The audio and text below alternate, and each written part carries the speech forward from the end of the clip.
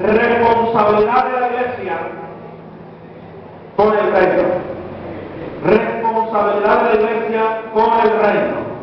Es el tema que quiero compartir en esta mañana. Y cuando yo voy a hablar de la responsabilidad de la iglesia con el reino, le estoy hablando de la misión que tiene la iglesia dentro del reino de Dios. ¿Estamos de acuerdo? Entonces vamos a prepararnos para mirar realmente cuál es la responsabilidad que tiene la iglesia con el reino. Medita en lo que has aprendido hasta el día de hoy y relaciona, contextualiza lo que te vamos a enseñar hoy también, para que puedas tener claridad, completa claridad, cuál es tu mayor responsabilidad, porque hoy día la iglesia como tal tiene una diferente forma de servir al Señor. Hace un momento estaban unos hermanos adorando, alabando y exaltando la presencia del Señor. Otros estaban como mujeres, como servidores. Y así sucesivamente están los que hacen visitación, los que dan consejería, y todos de alguna manera estamos edificando el cuerpo. Pero además de edificar el cuerpo, hay una responsabilidad principal. Hay algo extraordinario y principal, central, que la iglesia debe estar cumpliendo. A diferencia de cualquier otro servicio que usted desarrolle en la congregación, hay una responsabilidad, y es a esa responsabilidad, a esa misión que tiene la iglesia, hay que ponerle el mayor esfuerzo y el mayor enfoque. Amén.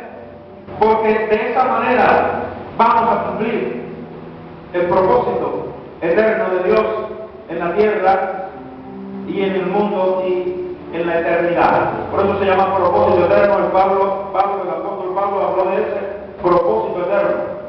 Y yo quisiera preguntar, ¿realmente se está estableciendo y extendiendo el reino de Dios o el reino de los cielos en la tierra? Y yo quiero hablarte acerca del texto que acabamos de leer, donde se habla de que la ley y los profetas eran hasta Juan, y desde entonces el reino de Dios es anunciado y todos se esfuerzan por entrar en él. Cuando usted mira este texto está hablando de dos dispensaciones, de dos épocas, de dos tiempos. Amén. Un tiempo, un pacto, un segundo tiempo, un nuevo pacto. Amén. Diga conmigo, un nuevo tiempo de reino. Diga conmigo, un nuevo tiempo de reino. ¿Por qué reino? Porque Jesús mismo está declarando que el pacto de la ley y de los profetas, ese pacto de la ley tuvo una culminación en el último profeta del antiguo pacto, que fue Juan el Bautista. Jesús mismo es el que está declarando la terminación del antiguo pacto. Dice, la ley y los profetas eran hasta Juan. Y luego dice, desde entonces el reino de Dios o el reino de los cielos es anunciado y todos se esfuerzan por entrar en él. O sea que el mismo Jesús está cerrando un círculo, está cerrando una dispensación, una época, un tiempo, y luego está diciendo, pero desde ese mismo momento empezó un nuevo tiempo, empezó una dispensación nueva, una época nueva, un tiempo nuevo. Y él dice y marca y dice, desde entonces el reino de Dios o el reino de los cielos es anunciado. Está diciendo que esta época que empezó desde Juan hacia acá con Jesús, el Hijo de Dios, es un tiempo de reino, donde el reino de los cielos, donde el reino de Dios es anunciado, donde el reino de Dios es establecido en la tierra, donde el reino de Dios debe ser extendido a todas las naciones de la tierra.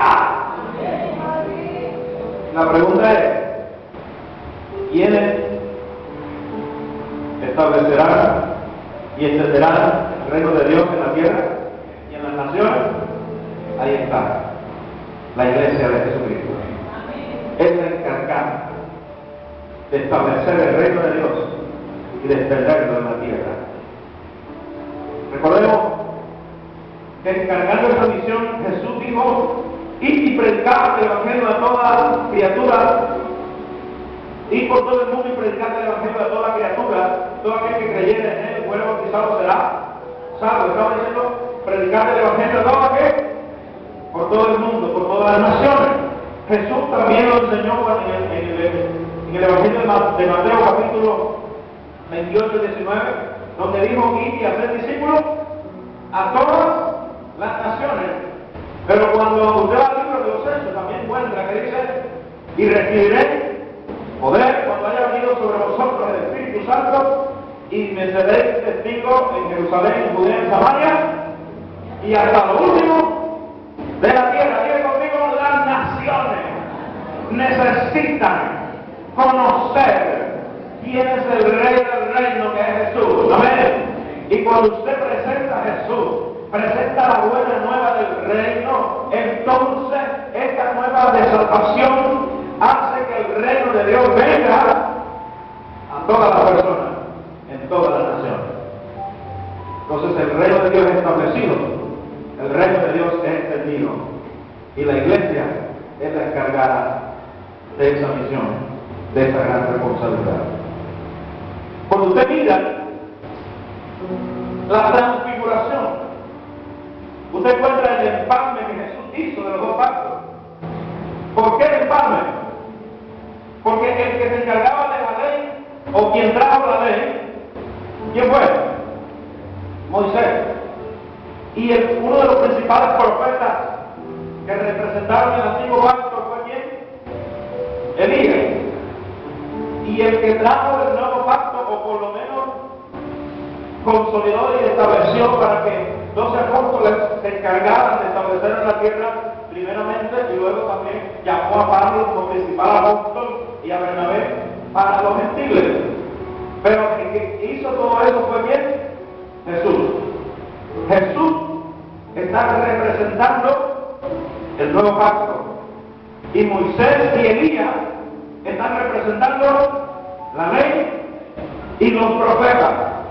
Cuando usted ve la transfiguración, ahí está Moisés, Elías y Jesús. Allí se está dando el empalme de los dos pactos. Amén.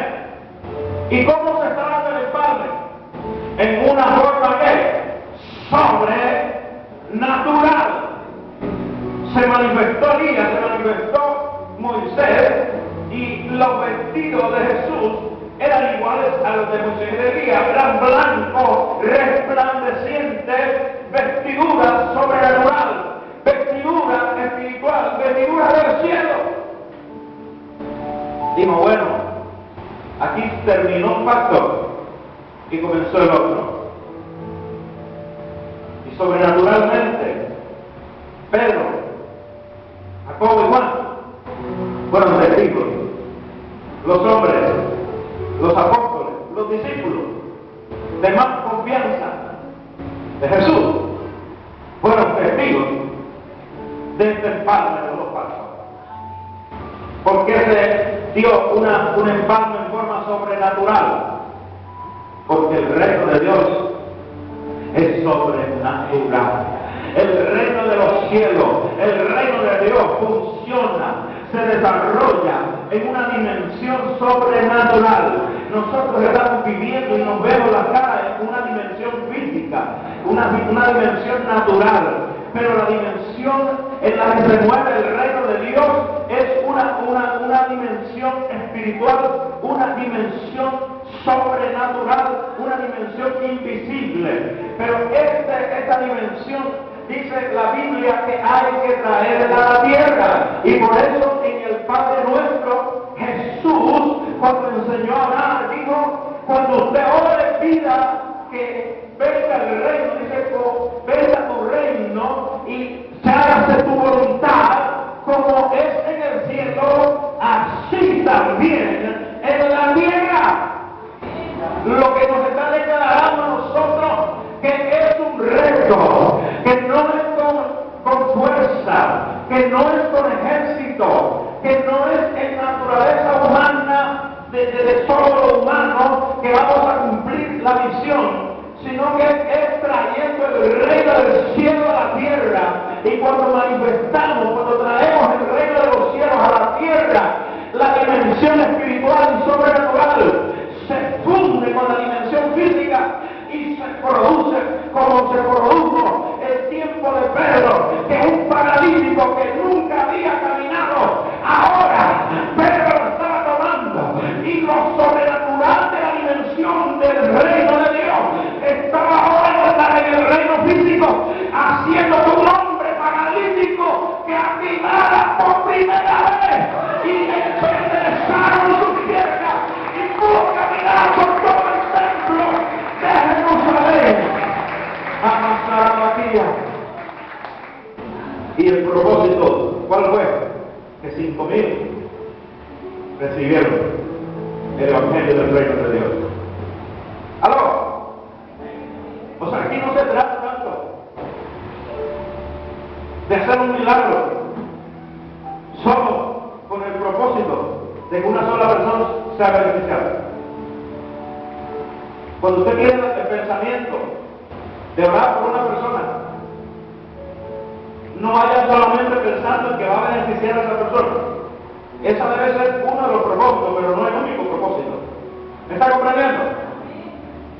Significa que cuando Dios lo usa para sanar a una persona, muchas personas, la familia de esa persona, las personas que conocen, los amigos de esa persona, deben ser afectados por el reino de Dios. O sea, un milagro, todo lo que se manifieste en la tierra por medio de la iglesia debe estar enfocado en la misión. Amén. En que la gente se convierta al reino.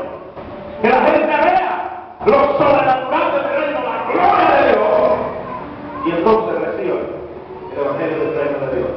La salvación, la vida eterna. Y teniendo la salvación y la vida eterna, se va a producir un nuevo nacimiento. Y con el nuevo nacimiento se va a producir algo que es la entrada al reino de Dios. Jesús le dijo a Nicodemo: si no naces de nuevo, no puedes entrar en el reino de Dios. Diga conmigo, el reino de Dios. Para los hermanos que están tomando notas, la transfiguración está en Mateo 17, del 1 al 13. Allí está todo lo relacionado con la transfiguración. Voy rápido para